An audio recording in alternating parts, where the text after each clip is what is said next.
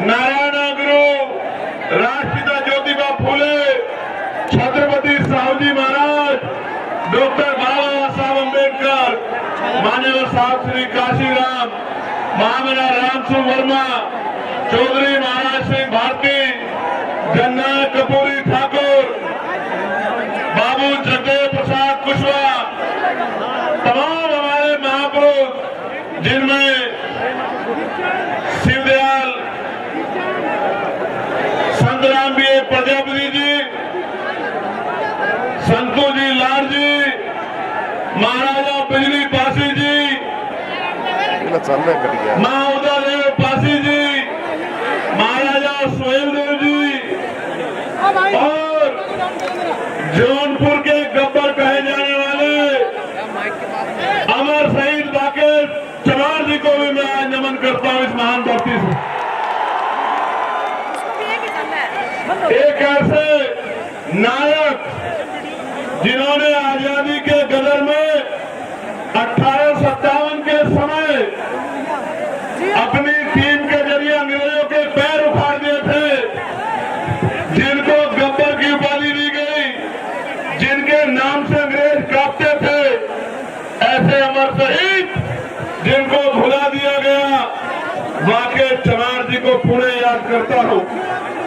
प्यारे साथियों, आज के कार्यक्रम को सफल बनाने के लिए जो मेहनत की गई है, उनमें हमारे प्रदेश के अध्यक्ष भाई सुनील कुमार चित्तौड़ जी, विनय सागर जी, गोरखनाथ बोध जी, जावेद इकबाल जी, मनोज कुमार यादव जी, अनिल प्रेचा जी, सुनील लंकेश जी, विवेक कुमार राघव जी, बहन सुनीता जी, जियालाल प्रजापति जी, आशुतोष कुमार जी, अजय जी, अरविंद जी, प्रदीप कुमार जी, एके गौतम जी, जितेंद्र भारती जी, भानु भारती जी, रत्नेश जी, भाई राजीव रियाज जी, सुनील पटेल जी, राजेश गौतम जी, मुकेश जी, पवनेश जी, संदीप सोनकर जी, रविकांत जी, विजय आजाद जी,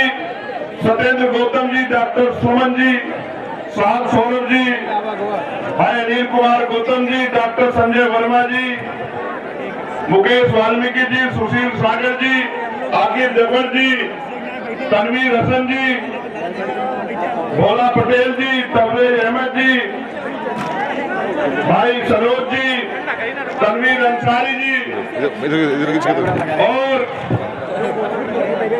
भाई एसपी मानव जी, शैलेंद्र कुमार जी, राजमणि पटेल जी, राकेश सिद्धार्थ जी, हीरालाल जी, अहद भाई, इरशाद भाई, उदय प्रताप जी, डॉक्टर शमशेर जी, इंजीनियर राहुल जी, चंदन सिंघानिया जी, समरजीत पटेल जी, अमन जी, अजय जी, अनिल कुमार जी, 2 मिनट रुक जाओ, 2 मिनट, अच्छे लाल जी, नूर आलम जी, 2 मिनट, नीलेश जी, दीपक जी, आनंद जी, रमेश जी, राजा जी, प्रमोद जी, चंद्रसेन जी का मैं बहुत बहुत धन्यवाद करता हूँ। प्यारे साथियों, मैं अगर आज सबसे ज्यादा किसी का धन्यवाद करना चाहता हूँ तो अपनी मातृशक्ति का करना चाहता हूँ, अपनी माओं का, बहनों का, बच्चियों का, और इसलिए धन्यवाद करना चाहता हूँ इसलिए क्योंकि मैंने आने से पहले एक दादी को देखा जो मोटरसाइकिल पे आई है। मुझे नहीं पता वो कहाँ बैठी है, वो 100 किलोमीटर से आई है, 100 किलोमीटर से मोटरसाइकिल पे। मैंने उन माओं को सुना जो पैदल आ रही थी और उनसे पूछा गया कि आप कहाँ से आई हैं, तो उन्होंने जो बात कही कि हम अपनी बस लेके आए हैं, अपने पैसे से आए हैं, और अंत में उन्होंने कहा कि उनके पास चाय के पैसे भी अब नहीं बचे। इस प्यार का, इस कर्ज का आज मेरे पास कोई जवाब नहीं है, लेकिन अपनी बात को शुरू करते हुए सबसे पहले आपको ये कह रहा हूं, एक अवसर बनने दीजिए। आपके कच्चे घरों की, आपकी गरीबी, बेबसी, परेशानियों के, तकलीफों को संकल्प करके कहता हूं, जिस दिन अवसर बनेगा, 1 साल के अंदर अगर आपके घरों में चिराग नहीं जले, आपके दिल से आशीर्वाद नहीं निकला, आपकी परेशानियां हल नहीं हुई और आपकी आंखों के आंसू नहीं सूखे, आपकी भूख जिनके लिए आज परेशान होना पड़ता वो भूख नहीं खत्म हुई, आपको मान सम्मान का जीवन न मिला, तो राजनीति छोड़ के घर बैठ जाऊंगा। मेरी बात को आप याद रखना। प्यारे साथियों, मैं अपनी बात की शुरुआत करता हूं और सबसे पहले मैं यहाँ के एडमिनिस्ट्रेशन और पुलिस के भाइयों का धन्यवाद करना चाहता हूं। धन्यवाद इसलिए करना चाहता हूं, उन्होंने ऐतिहासिक काम किया है। ऐतिहासिक काम, किसी विधायक की रैली होती है तो भी 8 दिन पहले परमिशन दी जाती है, लेकिन उन्होंने कल रात परमिशन देकर जो उपकार हम पे किया है, मैं विश्वास से कहता हूं कि मैं इन अधिकारियों को कभी नहीं भूलूंगा। मेरी बात को आप याद रखें। आप जानिए, जिसके लिए सुबह उठने से लेकर शाम तक भाई साहब, प्रदेश का कोई जिला, देश का कोई जिला ऐसा नहीं है जहां से वीडियो जारी करके, मैसेज भेज के ये नहीं कहा जाता कि हम इसको कल का सूरज नहीं देखने देंगे। उसके लिए कल रात को परमिशन आपने दी, मैं आपका आभारी हूं। आपको क्या लगता है,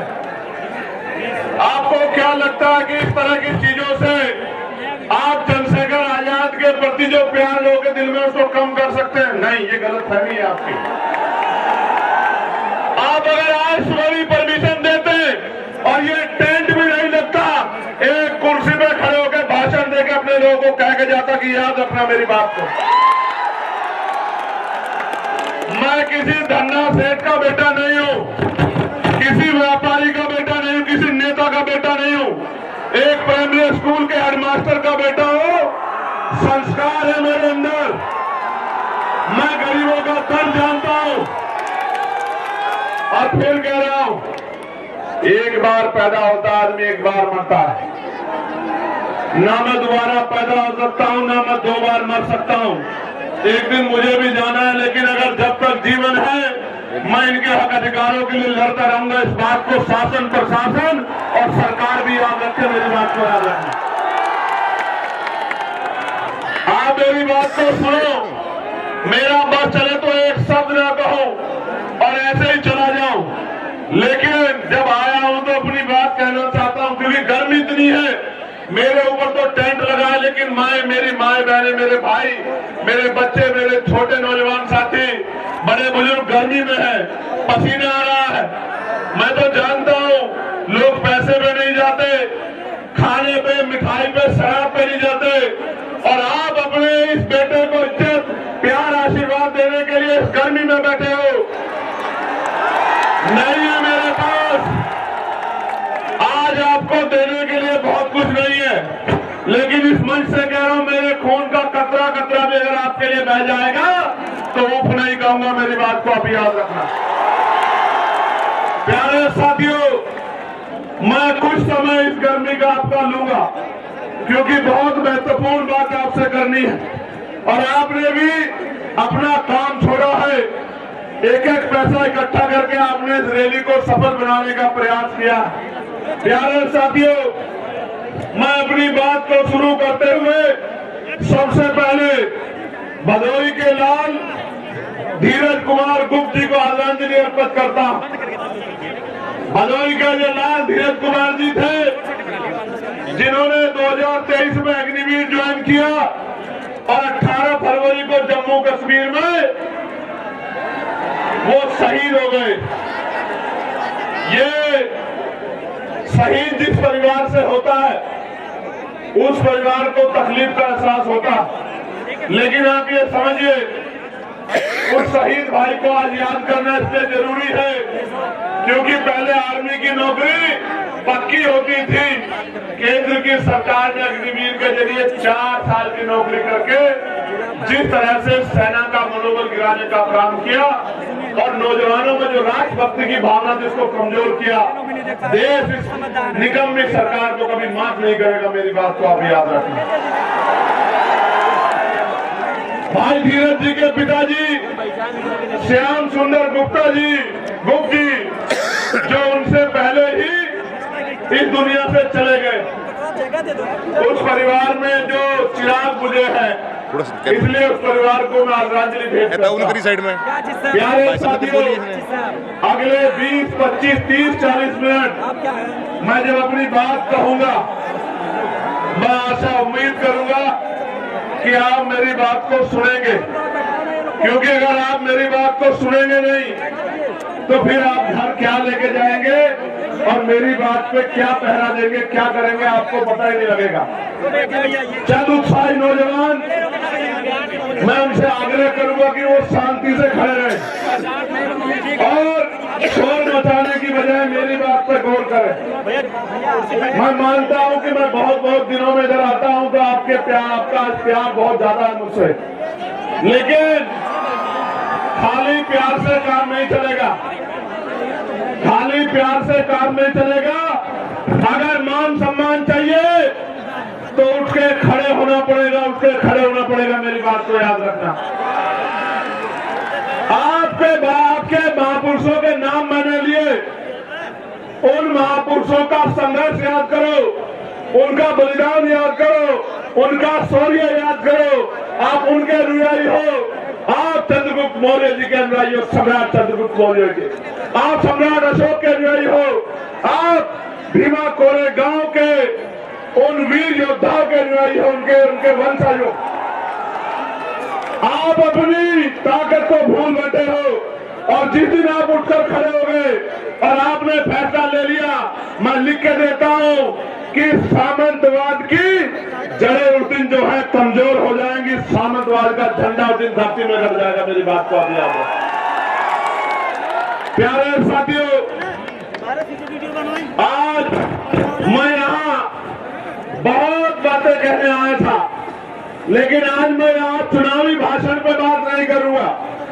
आज मैं यहाँ अपने दिल की बात कहूंगा और वो ये है कि मैं उन नौजवानों की बात कहने के लिए आया हूं जो डिग्रियां लेके सड़कों पे घूम रहे हैं, लेकिन रोजगार नाम की चीज उनके पास नहीं। आज मैं उन माओ की, उन बड़े बुजुर्गों की, मेरे अभिभावकों की बात करूंगा जिन्होंने अपना खून, अपना पसीना, अपना पेट काट काट के अपने बच्चों की पढ़ाई में लगा दिया और वो बच्चे नौकरी के अभाव में बेबस घूम रहे हैं। वो माँ बाप ये देख रहे हैं कि कब उनके बच्चों को रोजगार मिलेगा। आज मैं उन किसानों की बात करूंगा जो किसान इस जोन में कभी बाढ़ से प्रभावित होते हैं, कभी सूखे से प्रभावित होते हैं, कभी खनन माफियाओं की चोट से प्रभावित होते हैं, कभी सरकार के जुर्म से प्रभावित होते हैं, कभी खाद समय पे नहीं मिलता, कभी डीएपी समय पे नहीं मिलता, कभी यूरिया समय पे नहीं मिलता, कभी उनकी फसल बर्बाद हो जाती है, उनको मुआवजा भी नहीं मिलता। आज मैं उन किसानों की बात यहाँ करने आया। आज मैं अपनी उन बहन बेटियों की बात करने आया हूँ जिनके लिए सरकार कहती है कि हम उनको साइकिल देंगे, हम उनको स्कूटी देंगे, लेकिन ये निकम्मी सरकार हमारी बहन बेटियों की इज्जत की रक्षा भी नहीं कर पा रही है। उनका दर्द कहने के लिए आज मैं यहाँ आया।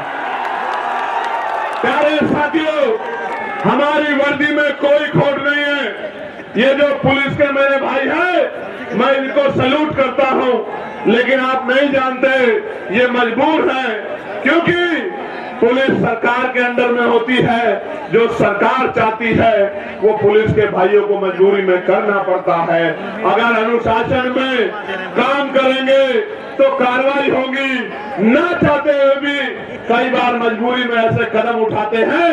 इसका एक उदाहरण मैंने आपको बता दिया कि रात लेट नाइट परमिशन दे रहे हैं, अगले दिन कार्यक्रम है, टेंट कैसे लगेगा, कार्यक्रम कैसे होगा, इससे एहसास होता है कि पुलिस कितनी मजबूर है। मैं आपको विश्वास दिलाता हूं और पुलिस के भाइयों से शुरुआत करूंगा। एक अवसर बनने दो आजाद समाज पार्टी काशीराम को 8 घंटे की ड्यूटी आपकी करके दिखाएंगे। मेरी बात को आप याद रखें। सप्ताह में एक दिन छुट्टी दिला के रहेंगे, आपको याद रखना। प्यारे साथियों, वेतन विसंख्या दूर कराएंगे आपका जो बैकलॉग है भर के, आपको जो 24 घंटे ड्यूटी का प्रेशर बना हुआ ये खत्म करेंगे और आपको बॉर्डर स्कीम खत्म करके अपने जिले के बराबर के जिले में जाने की आजादी देंगे। मेरी बात को आप याद रखना, आपसे शुरुआत करें। प्यारे साथियों, अभी शिक्षा मित्रों को मैं बधाई देता हूं, लेकिन बधाई अधूरी है, क्योंकि मैं तो शिक्षा मित्रों का वेतन 25,000 से पार चाहता था, लेकिन हमारे अथक प्रयास के बाद सरकार ने लगभग 18,000 रुपए की घोषणा की है। प्यारे साथियों, अभी तो शिक्षा मित्रों की बात आगे बढ़ी है, अभी तो लड़ाई पीआरडी के जवानों की बाकी है, होमगार्ड भाइयों बहनों की बाकी है, भोजन माताओं की बाकी है, आशा आंगनबाड़ी बहनों की बाकी है, पंचायत सहायकों की बाकी है, रोजगार सेवकों की बाकी है। जब तक इनके मानदेय वेतन में वृद्धि नहीं होती और इनको कम से कम 20-20 हजार रुपए का रोजगार नहीं मिलता, तब तक हम लोग रुकने वाले नहीं, सरकार को मजबूर करके छोड़ेंगे। इस सरकार को मजबूर करके छोड़ेंगे कि जिनसे काम लेते हो उनको कम से कम इज्जत का वेतन देने का काम करो। और सिर्फ यही लड़ाई खत्म नहीं होगी जब तक ग्रामीण क्षेत्रों में महिलाओं को सम्मान पूर्वक रोजगार नहीं मिलेगा, तब तक ये लड़ाई पूरी नहीं हो सकती। मेरी बात को आप याद रखना। और आज कह रहा हूं, 2 किलो राशन नहीं दूंगा, आटा चावल नहीं देंगे हम लोग, 2,000 रुपए नहीं देंगे, लेकिन आपके बच्चों को इतनी अच्छी शिक्षा देंगे और आपको रोजगार देंगे कि आप 20,000 रुपए घर पर रहकर कमाओगे। मेरी बात को आप याद रखना। आपके बच्चों को इतनी अच्छी शिक्षा देंगे कि वो अपने पैरों पर खड़ा होकर 50,000 रुपए का रोजगार करेगा और आपसे आंसू पूछने का काम करेगा। मेरी बात को आप याद रखना। प्यारे साथियों, उत्तर प्रदेश के हालात बदल रहे हैं, उत्तर प्रदेश के हालात बदल रहे हैं और एक तरफ तो नीले झंडे वाले बाबा साहब अम्बेडकर के अनुयायी, फूले साहू के अनुयायी घूम रहे हैं, दूसरी तरफ कुछ बहरूपिये भी घूम रहे हैं। और बहरूपियों को कैसे पहचानना है, बहरूपियों को कैसे पहचानना है, तो उनकी बातों में गौर करना पड़ेगा। एक नेताजी तो विधानसभा में खड़े होकर कहते हैं, हालांकि मैं इस भाषा को नहीं यूज करना चाहता था, लेकिन मुखौटे तो उतारने पड़ेंगे, बिना मुखौटे उतरे काम नहीं चलेगा। मैं जो मंचासीन हमारे नेता उनको भी बताना चाहता हूं कि आज देश में सिर्फ चमार जाति का आरक्षण नहीं मिलता, पूरे शेड्यूल कास्ट को आरक्षण मिलता है, पूरे बैकवर्ड क्लास को आरक्षण मिलता है। और तो और कई सारे मैं देश भर में घूमता हूँ, क्षेत्रीय आधार पे तो सामान्य जाति के लोगों को भी हिमाचल में, जम्मू कश्मीर में, उत्तराखंड में आरक्षण का लाभ मिलता है। और तो और 2019 से AWS के जरिए सामान्य जाति के गरीबों को भी आरक्षण का लाभ मिलता है। लेकिन सामंतवादी सोच क्या होती है, इसका उदाहरण मैं आपको बताता हूँ कि एक नेता असेंबली में खड़े हो कहते हैं कि मैंने केवट से पूछा कि आप चमार बनना चाहते हैं। आप समझो मानसिकता क्या है, वो ये बताने का काम कर रहे हैं, क्योंकि निषाद समाज के लोग ये मांग कर रहे हैं कि उनको शेड्यूल कास्ट में रखा जाए, तो ये बताने का काम कर रहे हैं कि जो आरक्षण लेता है वो चमार बन जाता है। और मैं उन नेताजी को और उनके बड़े नेताजी को कहना चाहता हूं मन से, कभी बातें चमार का इतिहास पढ़ना तो आपको पता लगेगा, और कभी सिर्फ बाके चमार का इतिहास मत पढ़ना, कभी चमार रेजिमेंट का इतिहास पढ़ना तो आपको पता लगेगा कि हमारे शौर्य का, कि बहुजन समाज में शौर्य कितना। मैं तो बार बार कहता हूं कि बना के देखो, अहिर रेजिमेंट बना दो, गुर्जर रेजिमेंट बना दो, पाल रेजिमेंट बना दो, प्रजापति रेजिमेंट बना दो, निषाद रेजिमेंट बना दो, और देश की सेवा में, देश की रक्षा में मौका दो बहुजन समाज के लोगों को, हम दिखाएंगे देश की रक्षा कैसे होती है। बनाओ मौर्य रेजिमेंट, बनाओ साक्य रेजिमेंट, बनाओ कुर्मी रेजिमेंट, अगर आप में हिम्मत है बनाओ पटेल रेजिमेंट, और 2 मौका हम बताएंगे हमारे अंदर कितनी क्षमता है। इतिहास गवाह है कि हमने अंग्रेज हो या कोई और शासक हो, किसी के आगे घुटने नहीं टेके, इतिहास बात का गवाह। प्यारे साथियों, आगे बढ़ेगी बात। अब 15 मार्च को मैं निमंत्रण भी देता हूं, और क्योंकि मीडिया पता नहीं क्या प्रचार करेगी, तो आपको बताना भी चाहता हूं कि 15 मार्च को बाराबंकी में, क्योंकि बाराबंकी में आजाद समाज पार्टी का जैसे आज रेला हुआ ना, ये बहुजनों का मेला लगा है यहाँ जौनपुर में, ऐसा ही मेला लगेगा बाराबंकी में। बाराबंकी में 15 मार्च को। और वो जो बहरूपी है, उनकी पार्टी कह रही है कि हम बहुजन समाज का दिवस बनाएंगे 15 मार्च को। क्यों बनाएंगे सुनो, क्योंकि 15 मार्च को मान्यवर साहब श्री काशीराम साहब की जयंती। लेकिन क्यों मनाएंगे, क्योंकि आपके पास वोट है इसलिए, और आप मान्यवर काशीराम साहब का सम्मान करते हैं। मगर ये नहीं बताएंगे कि मान्यवर काशीराम साहब की जयंती में जो अवकाश तय हुआ था, इन्हीं बहरूपियों की सरकार ने उस अवकाश को कैंसिल करने का काम किया। और तो और मान्यवर काशीराम साहब के नाम से बने जिले का नाम भी इन्हीं बहरूपियों ने बदलने का काम किया था। और तो और मान्यवर काशीराम साहब के नाम से सहारनपुर में बने मेडिकल कॉलेज का नाम भी इन्हीं बहरूपियों ने बदलने का काम किया था। और उससे भी तकलीफ दे प्रमोशन में रिजर्वेशन का बिल भी इन्हीं बहरूपियों के नेताओं ने पार्लियामेंट में फाड़ने का काम किया था, जिसकी वजह से हमारे SC/ST के कर्मचारी अधिकारियों को खून के आंसू रोने पड़े और डिमोशन हमारे में होता हुआ। अगर इनकी जगह ना होता तो मान्यवर काशीराम साहब का नाम बदलने की बजाय एक और मेडिकल कॉलेज दूसरे महापुरुष के नाम पर बना। इनकी जगह ना होता तो प्रमोशन में रिजर्वेशन कैंसिल करता, बिल फाड़ने के बजाय SC/ST के साथ OBC के भाइयों को भी प्रमोशन में रिजर्वेशन का लाभ दिलाने का काम करता। और तो इनका चेहरा कब बेनकाब हुआ और ज्यादा तब हो गया जब बात बहुजन की करते हैं, लेकिन जब UGC का कानून आया, गाइडलाइन आई, तो ये सब लोग विरोधियों के पक्ष में खड़े हो गए। ये बात बहुजन की करते हैं और गुलामी 15% लोगों की करते हैं। ये जो बहरूप ये घूम रहे हैं, मैं इनकी बात कर रहा हूं। अभी आएंगे वो नीला पट्टा पहन के आएंगे, बाबा साहब की बैनर पे तस्वीर लगाएंगे, लेकिन जब आपके बच्चों के भविष्य को यूनिवर्सिटियों में कुचला जाएगा, जब उनकी हत्याएं होंगी, संस्थानिक हत्या, जब रोहित वेमुला, पायल तड़वी, डेढ़ मेघवाल को मारा जाएगा, तो इनके मुंह से एक आवाज नहीं निकलेगी। तब ये गुलामों की तरह अपने मालिकों का साथ देंगे, अपने बहुजन गरीब समाज का साथ नहीं देंगे। प्यारे साथियों, आपको भी कमर कसनी है कि अपने बच्चों की हत्या नहीं होने देनी है।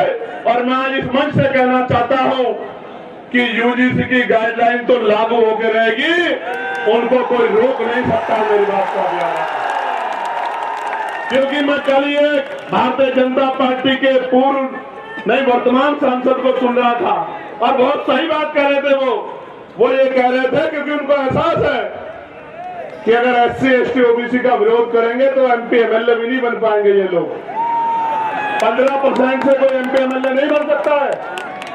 मैं आपको कह रहा हूं, जो आपके अधिकारों का विरोध करे उसके लिए नारा मेरा याद रखना कि ना तो नोट उनको देना और ना वोट उनको देना जो आपके अधिकारों का विरोध करते हैं, आपके बच्चों का विरोध करते हैं।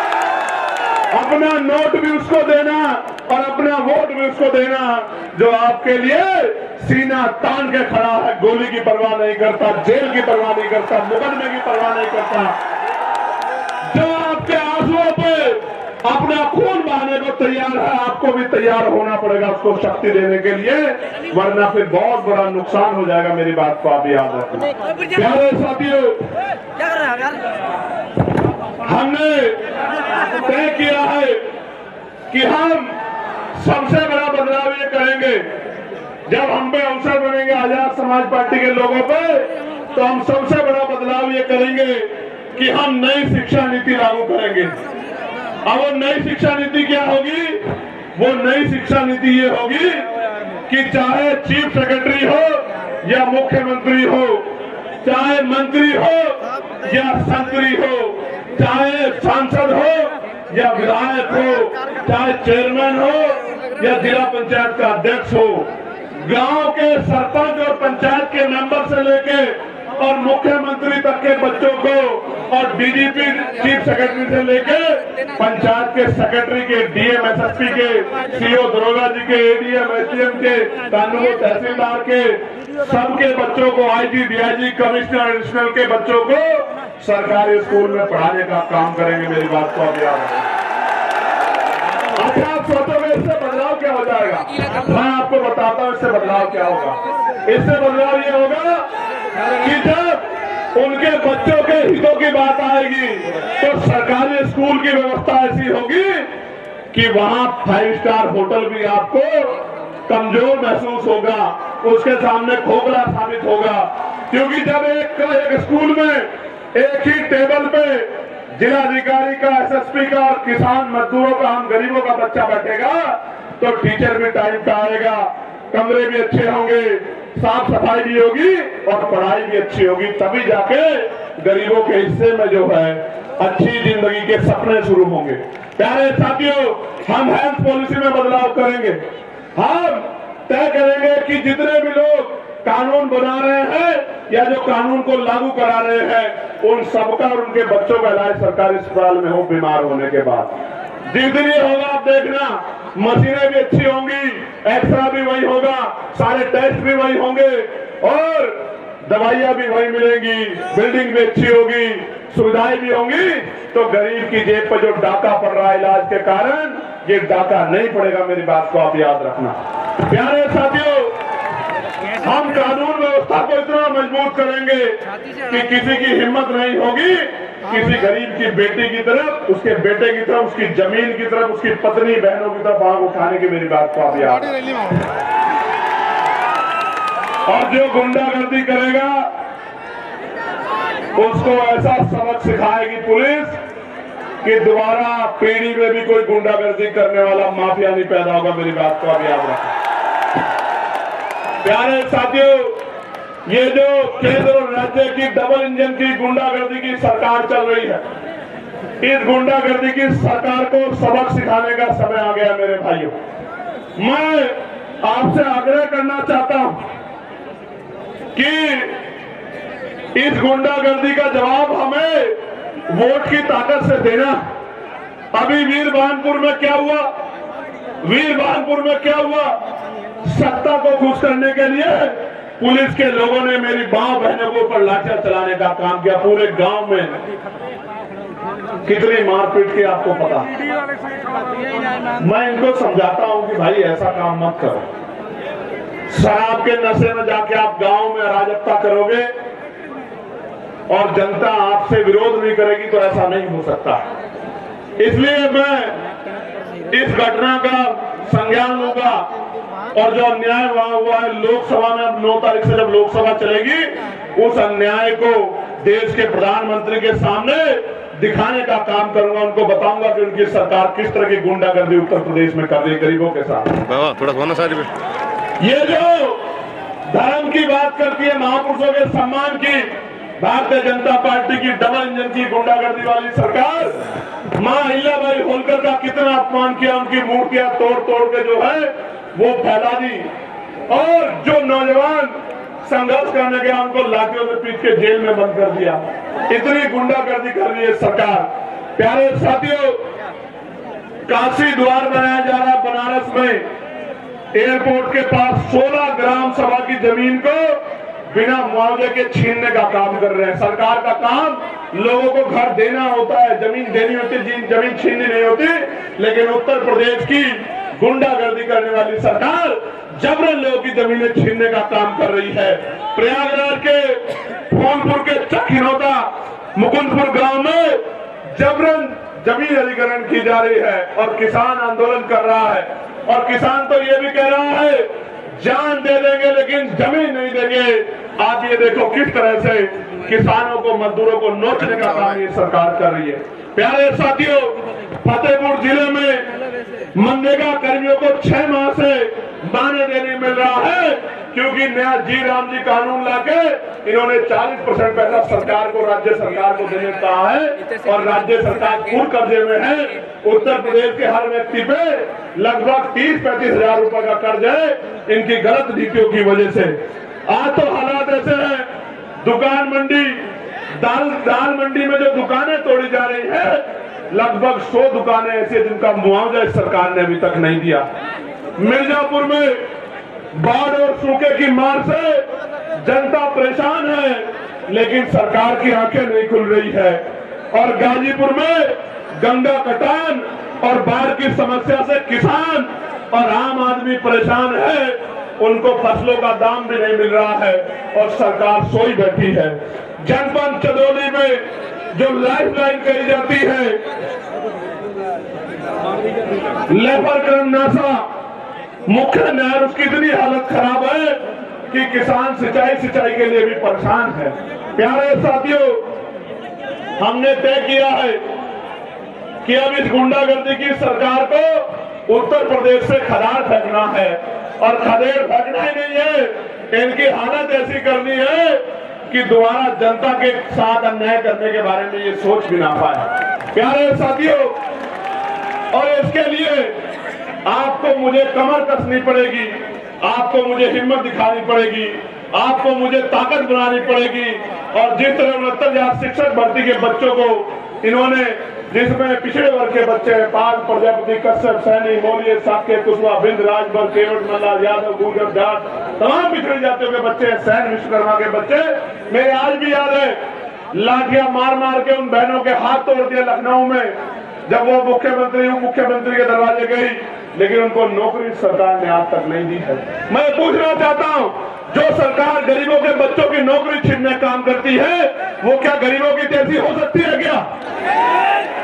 मैं आपको याद दिलाना चाहता हूं, कपसाड़ में क्या हुआ मेरठ में, आपने देखा था नहीं देखा था बताओ?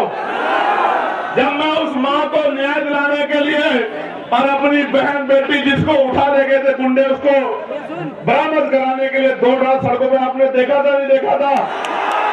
क्यों दौड़ना पड़ रहा था मुझे? क्योंकि ये सरकार हमारे बच्चों को न्याय नहीं दिलाना चाहती। और हालत ऐसी है कि मीडिया को भी नहीं, जो मीडिया जिसको लोकतंत्र का चौथा स्तंभ कहा जाता है, अघोषित इमरजेंसी चल रही है उत्तर प्रदेश में, हमारी मीडिया के भाइयों को भी पीड़ित परिवार से बात नहीं करने देते, उनके साथ भी गुंडागर्दी करते। ये आलम हो गया उत्तर प्रदेश में। अब दो ही रास्ते हैं, क्या तो हम इस गुलामी को सहे या फिर हम इस गुलामी की बेड़ियों को जड़ से उखाड़ सके। आप बताओ तैयार हो या नहीं हो? बताओ, बताओ तैयार हो या नहीं हो? वो जो ऊपर बैठे हाथ उठा के बताओ तैयार हो या नहीं हो? वो जो वहां छत पे चढ़े हुए हैं उनसे पूछना चाहता हूं तैयार हो या नहीं हो? बताओ। प्यारे साथियों, गौर करो, अब आप जब गांव में जाओगे तो क्या बताओगे कि भैया क्या करेंगे, भैया का साथ क्यों देना है, आजाद समाज पार्टी को वोट क्यों देनी है, आजाद समाज पार्टी का मंडल क्यों जिताना है, आजाद समाज पार्टी का जिला पंचायत सदस्य क्यों जिताना है, आजाद समाज पार्टी का प्रधान और क्षेत्र पंचायत सदस्य क्यों जिताना, मैं आपको बताता हूं। मैं बताता हूं क्यों जिताना है।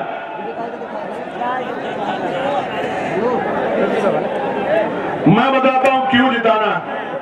अगर आपको 15% अतिरिक्त आरक्षण चाहिए पिछड़े वर्ग के लोगों को, अति पिछड़े समाज को, मौर्य जी यहाँ बैठे हैं, प्रजापति जी यहाँ बैठे, बिल्कुल साफ कह रहा हूं,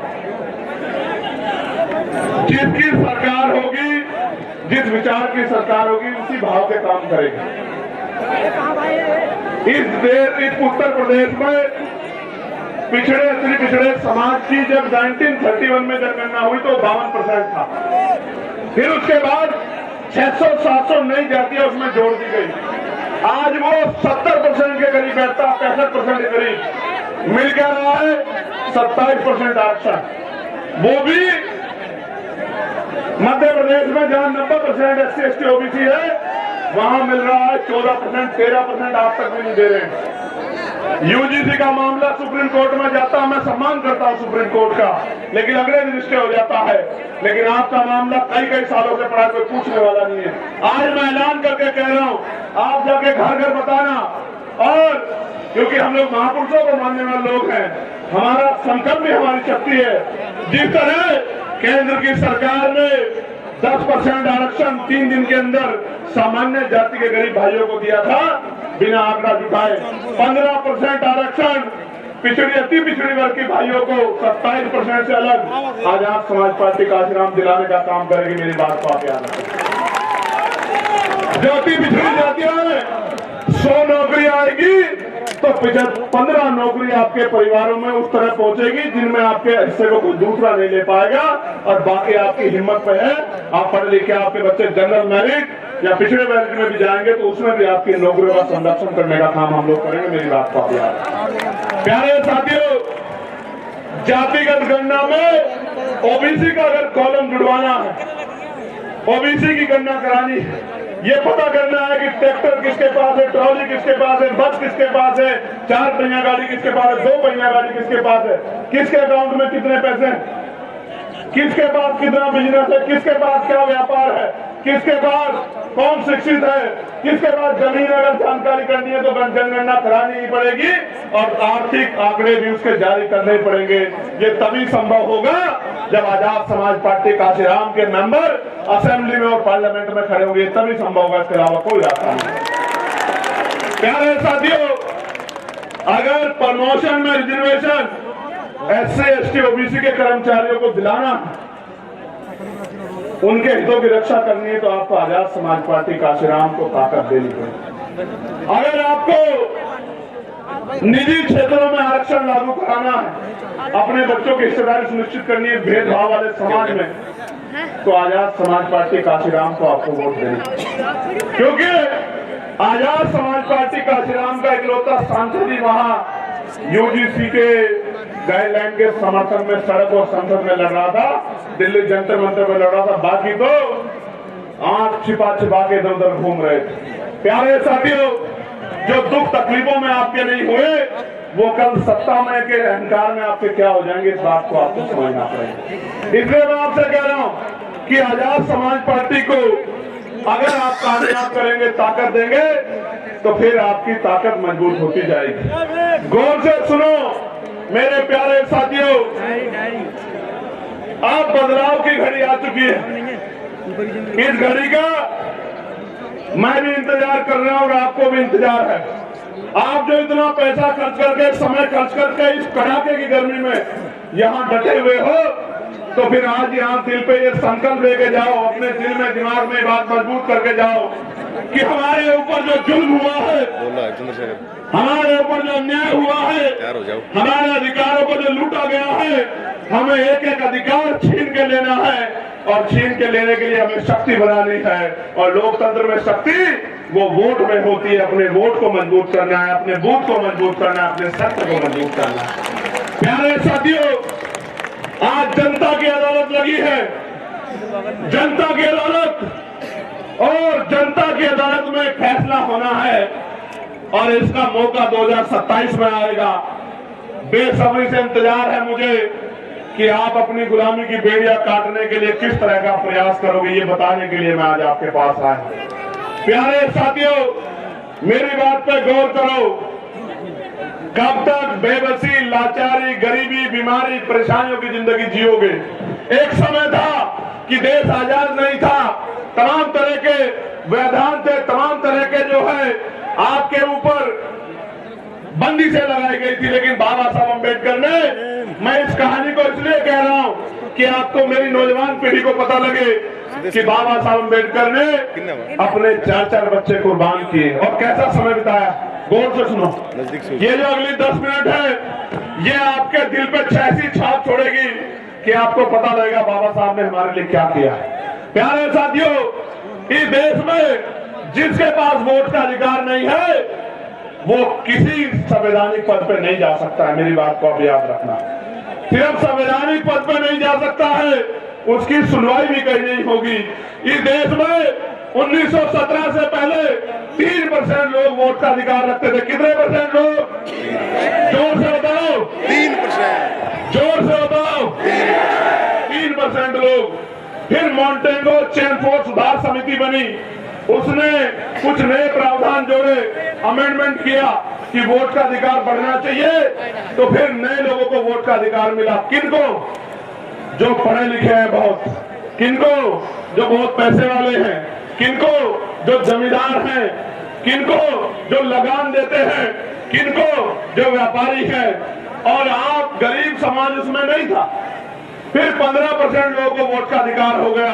और आपको जान के बड़ा अचरज होगा कि जो आज आपके मसीहा बनते हैं धर्म के नाम पे, जो नारा लगाते हैं हिंदू हिंदू भाई भाई, जो नारा लगाते हैं जात पात की करो विदाई, एक आदमी नहीं था कि दलित पिछड़ों आदिवासियों को वोट का अधिकार मिल जाए।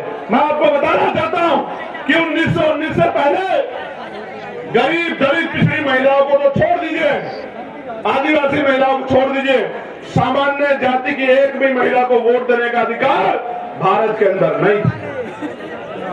उन 15% वोटर में एक भी दलित पिछड़ा आदिवासी नहीं था। 1928 में मैं अपने नेताओं को भी बता रहा हूं कि वो भी गौर से सुने। 1928 में बाबा साहब अम्बेडकर ने बहिष्कार धिक्कारणी महासभा के उसके बैनर तले मेमोरेंडम दिया ब्रिटिश काउंसिल को और कहा कि ये लोकतंत्र नहीं है, ये तो धनतंत्र है, पूंजीपतियों का, मनुवादियों का, सामंतवादियों का गठजोड़ है। आज भी हमारे लोगों को वोट का अधिकार नहीं है। आपको भारत के हालात का नहीं पता है। जब पूरी बात मेमोरेंडम में कही, उस मेमोरेंडम की जांच करने के लिए साइमन कमीशन भारत आया। जब साइमन कमीशन ने यहाँ की हिस्ट्री को देखा, यहाँ के हालात को देखा, यहाँ के लोगों से बात की, तो फिर 3 गोलमेज सम्मेलन हुए। उन 3 गोलमेज सम्मेलन में बाबा साहब अम्बेडकर ने हम लोगों का प्रतिनिधित्व किया और बाबा साहब अम्बेडकर को कम्युनल अवार्ड मिला। जब बाबा साहब को कम्युनल अवार्ड मिला तो गांधी जी ने येरावता जेल में आंदोलन कर दिया और फिर 24 सितंबर 1932 में पूना पैक्ट हुआ, हमारे अधिकार छीन लिए गए। बाबा साहब ने तो ये कहा कि मैं एक फल लेकर आया था अपने गरीब समाज के लिए, इन मनुवादियों ने उस फल को छीन लिया, उसके छिलके मेरे मुंह पे मार दिए, जिसको आरक्षण का ताना दिया जाता है। मैं आपको बताना चाहता हूं मेरे भाइयों, यहाँ पहुंची मेरी माँ, मेरे बच्चों, मेरे नौजवान बहादुर योद्धाओं, मेरे विभाग को बाबा साहब अम्बेडकर के तक प्रयासों से भारत पहला ऐसा देश है जिसमें हर व्यक्ति को, बालिग व्यक्ति को वोट का अधिकार मिला, सारी महिलाओं को वोट का अधिकार मिला, सार्वभौमिक मताधिकार लागू हुआ।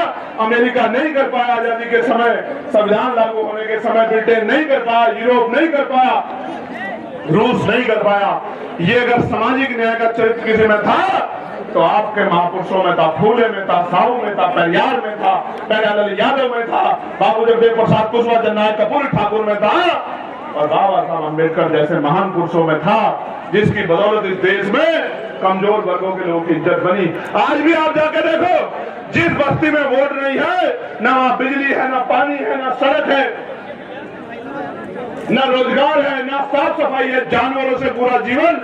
बिहार के लोग जाके देखो मूसार, आपको पता लग जाएगा, अपने बॉर्डर पे जाके देखो, आपको पता लग जाएगा। इसलिए मैं आपको कहना चाहता हूं, मेरी इस बात को सुनना और अपने दिल पे हाथ रख के बताना कि जब 18 मार्च 1956 को बाबा साहब अम्बेडकर आगरा में सभा करते हुए कह रहे थे कि मैं बड़ी मुश्किल से तमाम तरह के अपमान सह के, आरोप सह के, अन्याय जुल्म सह के इस कारवा को वहां से यहां तक लेके आ पाया हूं। अगर आप इसको आगे नहीं बढ़ा सकते तो इसको पीछे मत जाने देना। मेरे बच्चों रोते हुए कह रहे थे बाबा साहब, हमसे रो रहे थे बाबा साहब, और आपको मुझसे कह रहे थे कि मेरे बच्चों इस कारवा को पीछे मत जाने देना। और बाबा साहब ये कह रहे थे, गौर से सुनो नौजवानों, मेरे जिगर के टुकड़ों, गौर से सुनो। बाबा साहब कह रहे थे कि जब मैं अपने चारों तरफ देखता हूं, एक भी नौजवान ऐसा दिखाई नहीं देता जो इस आंदोलन रूपी तंबू का बंबू बन के इस आंदोलन को आगे बढ़ा सके। बाबा साहब कह रहे थे जैसे एक बंबू के ऊपर बहुत टेंटों का बोझ होता है, इस तरह से मैं बहुत सारे बोझ को झेल रहा हूं।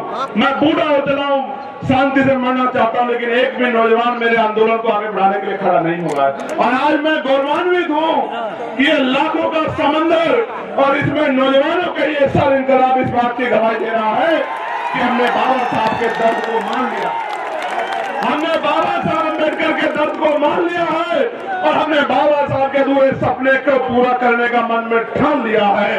अब इस लड़ाई को कोई नहीं रोक सकता, क्योंकि कहा गया है कि संघर्षों के साय में घनघोर जवानी पलती है और इतिहास उधर झुक जाता है, रिजोर जवानी चलती है। साथियों, गौर से सुनो, गुलामी किसे कहते हैं? गुलामी ये है कि जब आप हार मान जाओ, गिरना गुलामी नहीं होता, फेल होना गुलामी नहीं होता, लेकिन जब आपके अंदर ये बात बैठ जाए कि आप जीत नहीं सकते, उसको गुलामी कहते हैं। 4 दिन पहले बदायूं में एक नौजवान 3 मुस्लिम बुजुर्गों, 2 मुस्लिम बुजुर्गों एक नौजवान को पीट रहा था।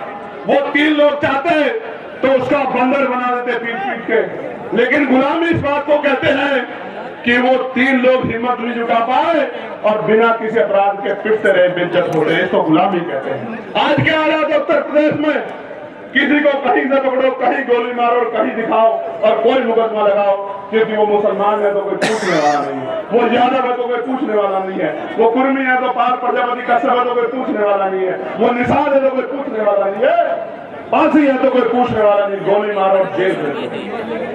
मदरसे पे कब्जा, मस्जिद पे कब्जा, खानका पे कब्जा, कोई पूछने वाला नहीं है। पुलिस की मौजूदगी में फतेहपुर के मकबरे पे जाके तोड़ फोड़ कर दी गई, कोई कहने वाला नहीं। क्यों? क्योंकि सबको डर लगता है कि ये भीड़ आपकी जान ना ले ले। और एक बहुत बड़े महापुरुष ने कहा था कि कुछ लोग सिर्फ इस वजह से नहीं लड़े कहीं वो मर ना जाए, जबकि सच ये है कि एक दिन सबको मरना है। जिस दिन मौत आएगी कोई बचा नहीं पाएगा, कोई रोक नहीं पाएगा। इसलिए मैं आपको कहना चाहता हूं और मैं आपसे पूछना चाहता हूं, क्या आप यहां से जाके काम करोगे नहीं करोगे? बताओ मुझे, क्या करना आपको पता है नहीं पता है? मैं आपको बताता हूं क्या करना। आज जब मैं अपनी बात को कह के यहां से जाऊंगा तो मेरे बाद पैसे वाले लोग, आवाज आ रही है? आवाज, हाथ खड़ा करना, अब नीचे करो। जब मैं अपनी बात करके आज यहां से जाऊंगा, मेरे बाद पैसे वाले सक्रिय हो जाएंगे, आपके घरों पे आएंगे, चुनाव का समय आएगा, कहेंगे पैसा ले लो, साड़ी ले लो, मिठाई ले लो, शराब ले लो।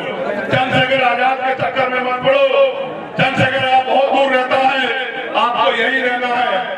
मैं आपको वचन देके कहता हूं, अगर आपकी तरफ आंख उठेगी तो आंख उठाने वाला चैन से सो नहीं पाएगा। मेरी बात को आप याद रखें।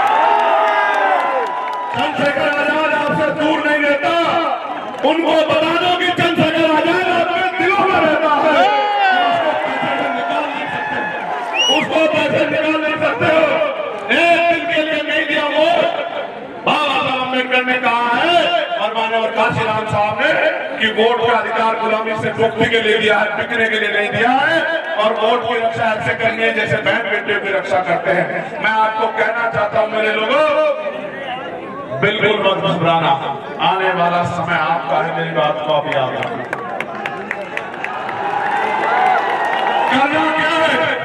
करना यह है कि यहां से जाके मुझसे वादा करो कि मैं अपने बूथ को तैयार करूंगा, हर बहुजन समाज के व्यक्ति के घर जाऊंगा, हर घर में जाके अपनी नीतियां बताऊंगा, अपनी पार्टी का एजेंडा बताऊंगा, भाईचारा बनाऊंगा और एक एक वोट आजाद समाज पार्टी के समर्थन में तैयार करने का काम करूंगा। बताओ करोगे नहीं करोगे? करोगे नहीं करोगे? बताओ। मैं अपनी माँ को कहना चाहता हूँ, अपनी रिश्तेदारी में फोन करना, बेटे की ससुराल में, बेटे की ससुराल में, बहन को जो मौसी लगती है मेरी, बुआ को जो आपकी ननद लगती है उसको फोन करना और कहना कि इधर उधर नहीं देखना। अरे उस्ताद ओए प्रधान थोड़ा सा देखिए वीडियो बनाया जाएगा नहीं जाएगा? बताओ जाएगा। और आप लोग क्या करोगे? आप लोग ये करना कि अपनी बस्ती को तैयार करना, अपने कस्बे को तैयार करना, अपने गांव को तैयार करना। और अगर सच्ची श्रद्धांजलि देना चाहते हो बाबा साहब को, उनके आंसू को सुखाना चाहते हो, अपनी माँ बापों का सपना पूरा करना चाहते हो, तो इस गरीबी बेबसी की जीवन को खत्म करने के लिए आपको खुद को मजबूत करना पड़ेगा, आजाद समाज पार्टी को मजबूत करना पड़ेगा। जब कोई पैसा लेके आएगा तो भूल कर नहीं जाओगे मुझे, जोर से बताओ।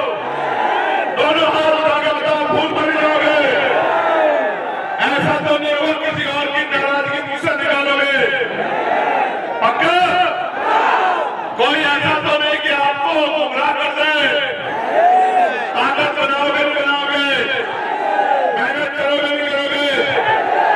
मेरे प्यारे साथियों सुनो, मांगने से भीख मिलती है, अधिकार छीनने पड़ते हैं और छीनने के लिए शक्ति बनानी पड़ती है। और जब तक वोट का अधिकार हमारे पास है तब तक ही मौका है, क्योंकि हम संविधान को मानने वाले लोग हैं, हम किसी दूसरे रास्ते को इख्तियार नहीं कर सकते। इसलिए मैं आपसे कहना चाहता हूँ, करोगे ना मेहनत? करोगे नहीं करोगे मेहनत? वो जो पीछे है आप मेहनत के पास हाथ धो के बताओ, करोगे नहीं करोगे मेहनत? आवाज नहीं जाएगी, बताओ वो जो पीछे मेहनत करोगे नहीं करोगे? ये बताओ, इस गरीबी के जीवन में खुश हो क्या? इसको बदलना चाहते हो ना? तो पहले खुद को बदलना पड़ेगा। तैयार हो नहीं हो? अपने महापुरुषों के संघर्ष को कामयाब करोगे नहीं करोगे? ताकत बनाओगे नहीं बनाओगे? जुर्म जाति की बेड़ियां काटोगे नहीं काटोगे? अब मैं चुप हूं, आप बताओ क्या करोगे? मदद करोगे नहीं करोगे? बताओ। आवाज नहीं आ रही, अब भी नहीं आई। देखो,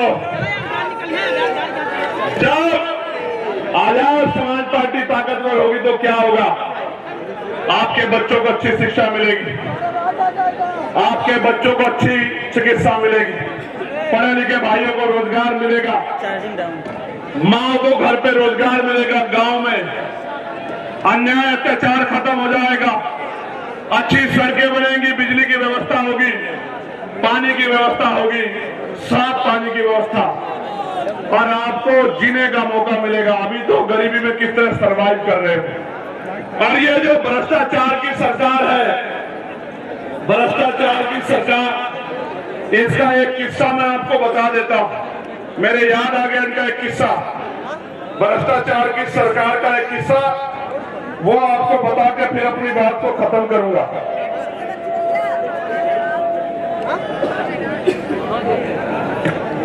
हापुड़ एक जिला है पश्चिमी उत्तर प्रदेश में, वहां 517 गरीब जोड़ों की शादी का कार्यक्रम था। 75 लाख रुपए में टेंडर दिया गया ठेकेदार साहब को, लेकिन जब बाराती आए तो जो टेंट लगा हुआ था वो फटा हुआ था, और जब बाराती खाना खाने गए तो खाना इतना सड़ा हुआ था कि उसको आदमी तो छोड़ो, जानवर भी ना खाएं। ये योजना नहीं ला रहे हैं, ये योजनाओं के जरिए अपने पेट को भरने का काम करें, गरीबों के हक की मेहनत की कमाई को छीन के ये लूटने का काम कर रहे हैं। इस भ्रष्टाचारी सरकार को हमको 2027 में जवाब देना है, अपनी ताकत बना के। भ्रष्टाचार रोकोगे नहीं रोकोगे? पक्का? तो मैं आपका सबका बहुत बहुत धन्यवाद करता हूं और आपसे अपील करता हूं कि आज से आप काम में जुट जाना। अगर आशा बहनें, आंगनबाड़ी बहनें, भोजन माता, पंचायत सहायक, रोजगार सेवक, पीआरडी के जवान, होमगार्ड भाइयों के लिए अगर उनके वेतन में वृद्धि करानी है, अपने पढ़े लिखे बच्चों के लिए रोजगार चाहिए, अपने क्षेत्रों में विकास कराना है, और ये जो पेपरों में पेपर लीक होते हैं, भर्तियों में घोटाले होते हैं, बंद कराने हैं, निष्पक्ष भर्तियां करानी है, तो फिर कमर कस देना, आज से जाके मेहनत करने का काम करना। करोगे नहीं करोगे? चलो फिर दोनों हाथ उठा के एक बार धन्यवाद कर दो। ऊपर वालों ने कम हाथ उठाया जो वहां है। नारा लगाओ मेरे साथ, जय भीम, जय भारत, जय संविधान, जय मंडल, जय जोहर। वोट हमारा, राज तुम्हारा, वोट हमारा, राज तुम्हारा। एक नारा जो नया दिया है आज, वोट किसको दोगे? वोट अपना बहुजन को और नोट अपना बहुजन को। समझे नहीं समझे? न मनुवादियों को वोट देंगे, न नोट देंगे। वादा करो मुझसे, पक्का? वादा हो गया? चलो बहुत बहुत धन्यवाद, आप सबके लिए मंगल कामनाएं। एक दो नारे और रह गए, जरा जोर से लगा दो। हमारी सेना जिंदाबाद, जिंदाबाद, जिंदाबाद। हमारे अर्धसैनिक बल जिंदाबाद, जिंदाबाद, जिंदाबाद। हमारी पुलिस जिंदाबाद, जिंदाबाद, जिंदाबाद। परमिशन यार समय पर दे दिया करो, क्यों ऐसा करते हो? सुनो, जब आजाद समाज पार्टी राजकाज में होगी, कोई विपक्षी आदमी रैली करेगा तो हम उसको 1 महीना पहले परमिशन दिलाया करेंगे। हम इनकी तरह डरपोक नहीं है जो लोकतंत्र में डरते हैं, हम नहीं डरते। जनता मालिक है, लोकतंत्र में जनता मालिक है। जनता जिसके सर पे हाथ रखेगी वही ताकतवर हो जाएगा, चाहे वो गरीब का बेटा हो या अमीर का बेटा। हम इनको बताएंगे लोकतंत्र किसे कहते हैं। मेरी मां से एक बार आशीर्वाद और चाहिए, और आशीर्वाद क्या दोगी? ये कहो कि चंद्रशेखर अपना वादा पूरा करना, आशीर्वाद देते हुए कहो। दोनों हाथ उठा के आशीर्वाद दो, ऐसे मुट्ठी बंद करके आशीर्वाद दो। अच्छा बताओ, मुट्ठी बंद करके आशीर्वाद दिया जाता है क्या? कैसे दिया जाता है आशीर्वाद बताओ? हाँ, मुट्ठी बंद करके तो मुक्का चढ़ा जाता है दुश्मन के ऊपर। तो दोनों हाथ उठा के आशीर्वाद दो पहले। भरोसा है नहीं हमको बताओ? पक्का? तो मैं यहाँ की पूरी टीम को बहुत बहुत धन्यवाद देता हूँ, और जो एक एक पैसा खर्च के करके आए और इस कार्यक्रम को सफल बनाए, उनको वादा करता हूँ कि वक्त आने दो, खून का कतरा कतरा भी अगर आपके लिए समर्पित करना पड़ गया तो पीछे नहीं हटूंगा, याद रखना। बहुत बहुत धन्यवाद, बहुत बहुत धन्यवाद। ये जब जिले के लोग आपके बीच में आएंगे, इनको मदद करना, इनके साथ खड़े हो जाना, और पूरी टीम को मैं बधाई और धन्यवाद देता हूँ। और ये अभी ये इसमें वो है, इसको बताएंगे हम आपको बाद में। ये इसको देखते हो, देख रहे हो ये क्या है? हाँ, ऐसा ही कुछ है। सुनो, ये बात आपकी रक्षा के लिए, किसी को सताने के लिए नहीं, मेरी बात को अभी याद रखना। ये दुश्मन को डराने के लिए, बाकी तो वो लोग इतने ताकतवर हैं नहीं कि किसी ताकतवर का मुकाबला कर सके। बहुत बहुत धन्यवाद। जय हिंद। बहुत बहुत धन्यवाद माननीय अध्यक्ष जी। आज आपने जौनपुर की इस धरती पर बहुजन समाज के हजारों हजार लोगों के बीच में अपनी बात को रखा। क्या आगे? आज ये जौनपुर की धरती आपका बहुत ही सम्मान करती है, और सम्मानित साथियों, आप लोगों से गुजारिश है, आप लोग शांति ढंग से अपने अपने घरों पर जाएंगे। आप सभी लोग शांतिपूर्वक अपने अपने घरों पर जाएंगे। आप लोग शांतिपूर्वक अपने अपने घरों पर जाएंगे। सभी लोग अनुशासन में रहते हुए अपने घरों पर जाएंगे। जिन साधनों से आप आए हैं, उन साधनों में जाके बैठिए और शांति के साथ अपने घर पर जाइए। आप लोगों ने इस महारैली को सफल बनाया। भीम आर्मी के, आजाद समाज पार्टी के, फ्रंटल संगठन के, भाईचारा कमेटियों के,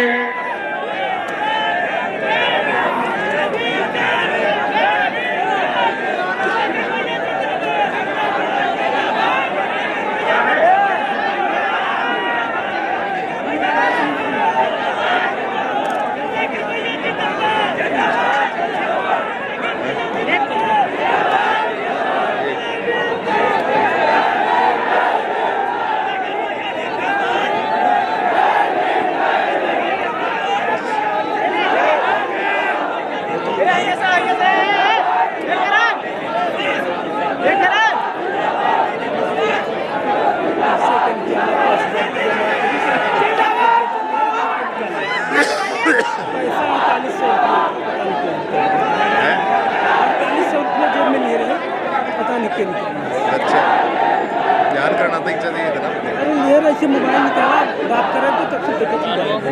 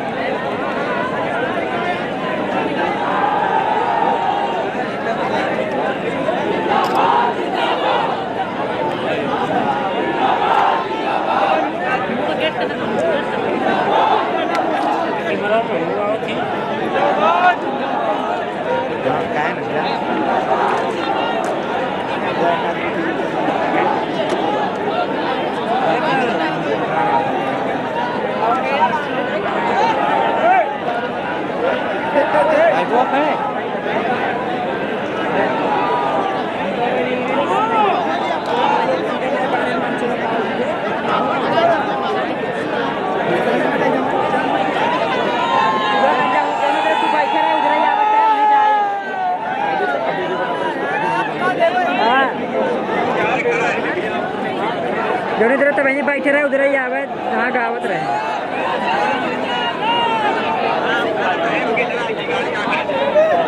स्पीकर वाला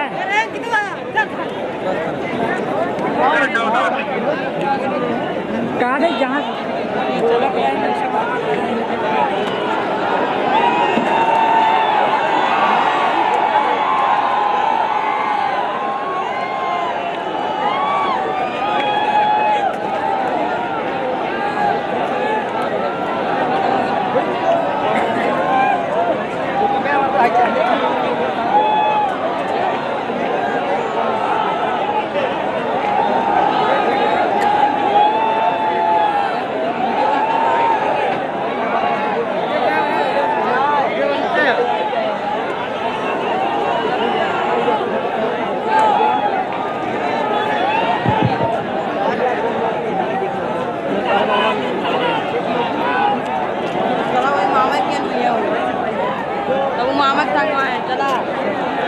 हेलो क्या ये देखो यार, बाबूराम कन्नौजिया माना देना भाई। आप लोग खाली करो आ जाओ, मानो बाकी सब लोग उठा एक डेढ़ दे दो यार भाई ना, शांत हो जाओ। उनको बाबूराम कन्नौजिया जी को आना, उनके परिवार की पीड़ा एक्शन ले दो। बेटे देखो मेरी बात सुनो, अगर ये अपना नाम मुझसे नहीं बताए कैसे बताएंगे? आप लोग शांत हो जाओ। मैं मानूंगा जो हल्ला मचा रहा है कि वो मेरा भाई नहीं है। शांत हो जाओ, बिल्कुल खुश हो जाते।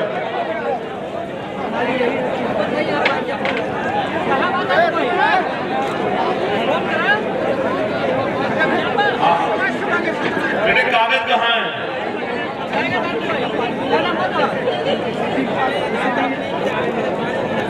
मानो इनका नंबर ले लो, उनको देना कागज ही फिर अंदर जॉन को मुझे भेज देंगे अपने कागज।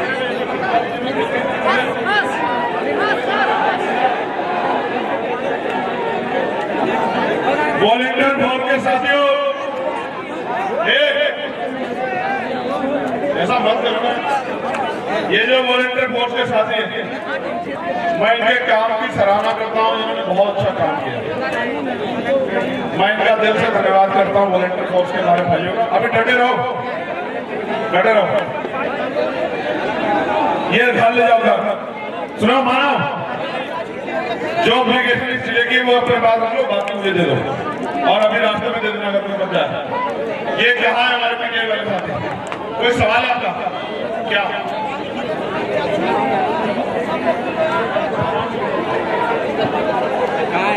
एसपी मानो को भेज दो जरा एक बार।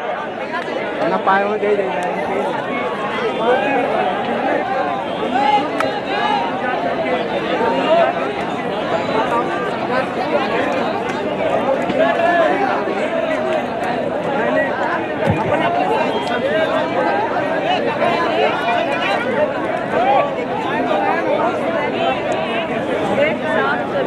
क्या लगा आपने कमेंट करेगा आज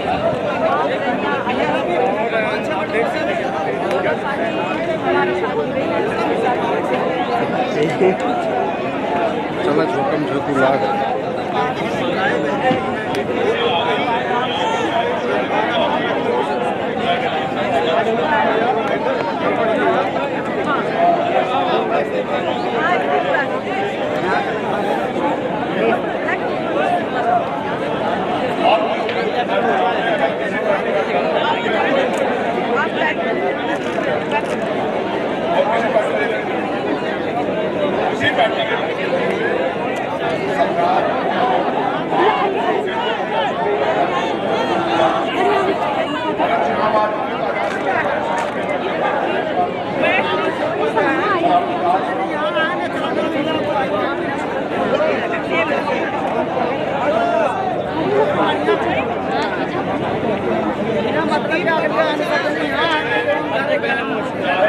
पोर्ट्रेट करना है, फोटो नॉर्मल है। इधर तक इधर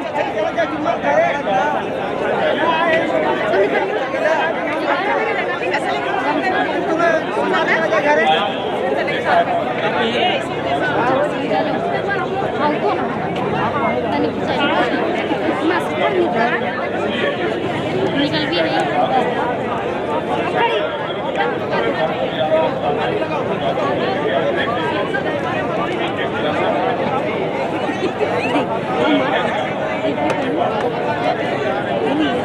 ये ना होगा जो मुझे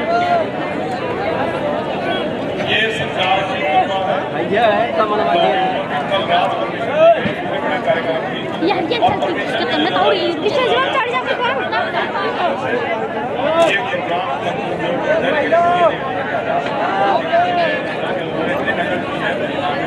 प्रोग्राम नो भौजी के बाद समाज पार्टी के लेकर चले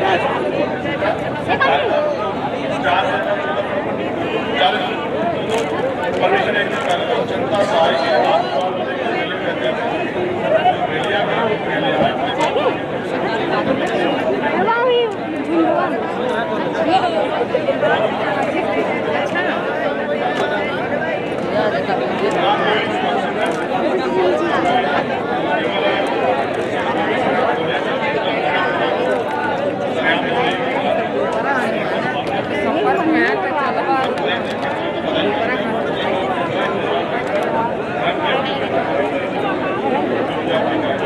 बना ले तूने ये भाई गेट का ही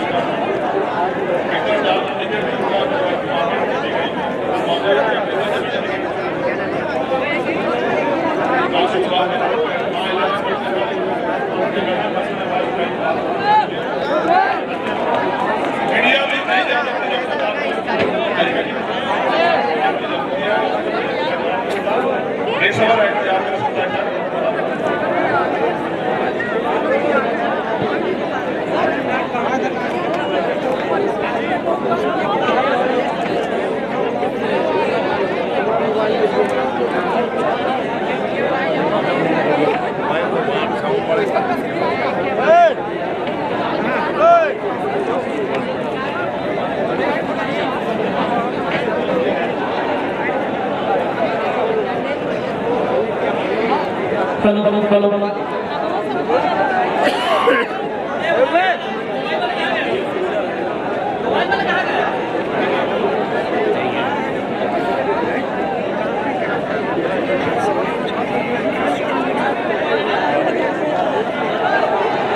एक भाई का वीवो मोबाइल खो गया है। अगर कोई साथी के पास पाए हो तो यहाँ पर लाकर उसको उपलब्ध करवा दें। एक पर्स मिला हुआ है शिव नारायण गौतम जी का, शिव नारायण गौतम जी का एक पर्स मिला हुआ है, यहाँ पर रखा है, आकर के ले लेते। इनके पिता का नाम है खोहूरा, सलामतपुर फतेहुल्लापुर।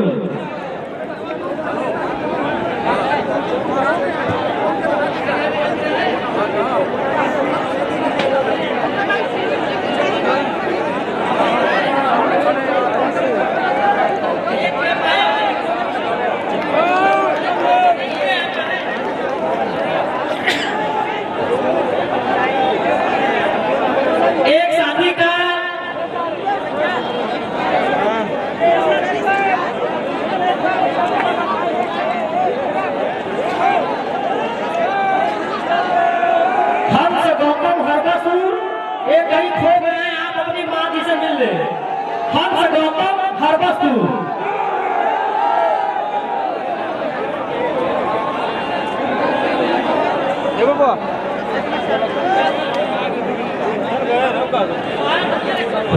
अमर बहादुर गौतम जी का मोबाइल खो गया है।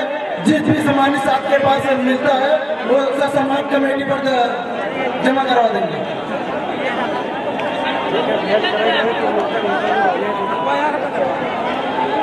हिमांशु जी का मोबाइल खो गया है। अगर जिस व्यक्ति को मिलता है कमेटी पर जमा करा देंगे। शिव नारायण गौतम जी अगर हमारी बात सुन रहे हैं तो आप अपना पर्स आकर के ले लें, जिसमें आपका Aadhaar card, PAN card, voter ID और ड्राइविंग लाइसेंस पड़ा हुआ है। आकाश जी का मोबाइल खो गया है। अगर जिस व्यक्ति को मिले अखंड प्रताप जी का फोन गुम हो गया है। अगर जिस व्यक्ति को मिले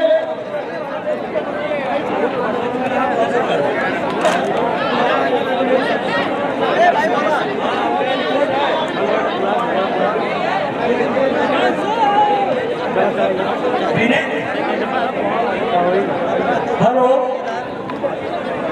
हमारे भदोही विधानसभा और राय के विधानसभा अध्यक्ष है जहरूद्दीन, जिनका 5000 रुपया खो गया है। जिन भी भाई साथी को मिले कृपया मंच पे पहुंचाने का काम करे। साथियों,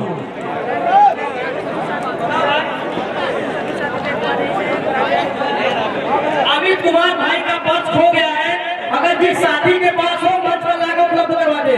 अगर कोई साथी पाए हो तो लाकर उपलब्ध करा दे। अखंड प्रताप जी का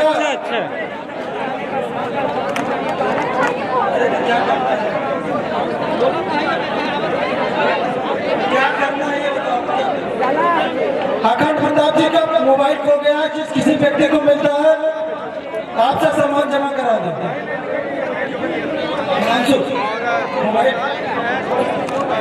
हिमांशु पकड़ी जी का फोन गुम हो गया है। जिस किसी व्यक्ति को मिलता है जमा करा देते हैं।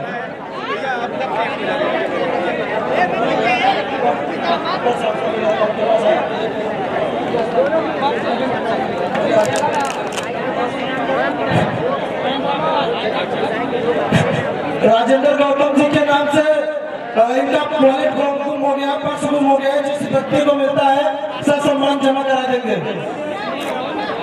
नितिन यादव जी का भी पर्स गुम हो गया है। जिस किसी व्यक्ति को मिलता है, जिस किसी व्यक्ति को नितिन यादव का वॉलेट मिलता है आप कमेटी पर जमा कराने का काम करें प्लीज। वीरेंद्र कुमार भारती जी का पर्स गायब हो गया है। प्लीज जिस व्यक्ति को मिले। धर्मेंद्र कुमार के साथ उनके दो बच्चे आए थे। आप तत्काल मंच पर आकर के उनके दोनों बच्चे जो है उनसे संपर्क करेंगे, इंतजार कर रहे हैं।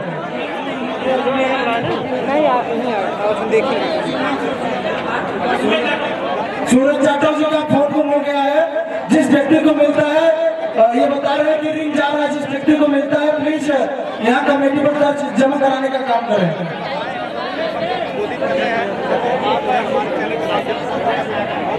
सागर गौतम जी का भी फोन गुम हो गया है। जिस किसी साथी को मिले कमेटी में दर्ज कराने का काम करें। ऐसे जिन महानुभावों को जो भी चीजें अगर मिलती है तो प्लीज यहाँ कमेटी पर दर्ज कराने का काम करते रहे।